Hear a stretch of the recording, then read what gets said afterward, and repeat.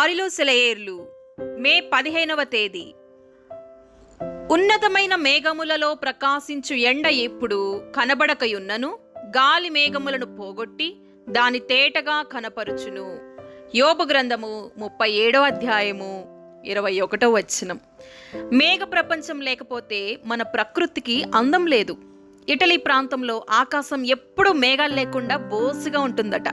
క్షణక్షణానికి ఆకారాలు మారుతూ ఆకాశంలో హుందాగా తేలే మేఘాలకు ఉన్న అందం ఖాళీ ఆకాశానికి ఎక్కడొస్తుంది? మేఘాలు లేకపోతే భూమంతా ఎప్పుడో ఎడారిగా మారుండేది. మానవ జీవితంలో కూడా మేఘాలుంటాయి. నీడనివ్వడానికి, సేద తీర్చడానికి, ఒక్కోసారి చీకటి కమ్మించడానికి అవి కూడుకుంటూ ఉంటాయి. తేజోవంతమైన కాంతి లేని మేఘాలుండవు. దేవుడే అన్నాడు, నా ధనస్సును మేఘాల్లో ఉంచాను. మనకు కనిపించే వైపు నుండి కాక రెండో వైపు నుంచి మనం మేఘాలను చూసినట్టయితే రవి కిరణాలతో ప్రోక్షించబడుతూ గొప్ప పర్వత శిఖరాల్లాగా కాంతిని ప్రసరింపజేస్తూ కనిపించే మేఘాల దృశ్యం నిరూపమానమైనది. మనం ఎప్పుడూ వాటిని క్రింద నుంచే చూస్తాం. అయితే వాటి శిఖరాలను, లోయలను స్పృశిస్తూ తడుపుతూ నాట్యం చేసే ఉజ్వల కాంతిని ఎవరు వర్ణించగలరు? దైవకుమారుడా, నీకు సంభవించే శ్రమలను అవతల వైపు నుండి చూడగలిగితే ఎంత బావుంటుంది. క్రింద నుండే ఎప్పుడు చూస్తున్నావు.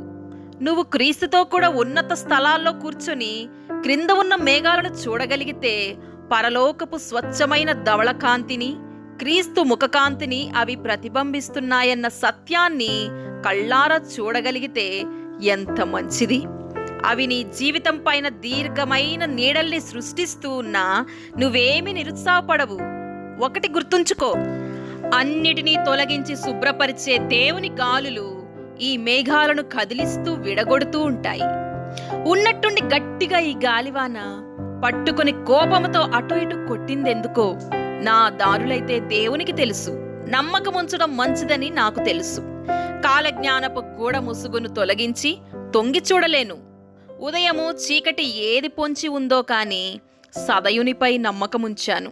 ఆటుపోటుల కావల రేవుందో లేదోనని నీటి అలలను దాటి చూచే కళ్ళు లేవు. నాటికి నేటికి దేవుడు నా తోడని పాట పాడే నమ్మకం మాత్రముంది.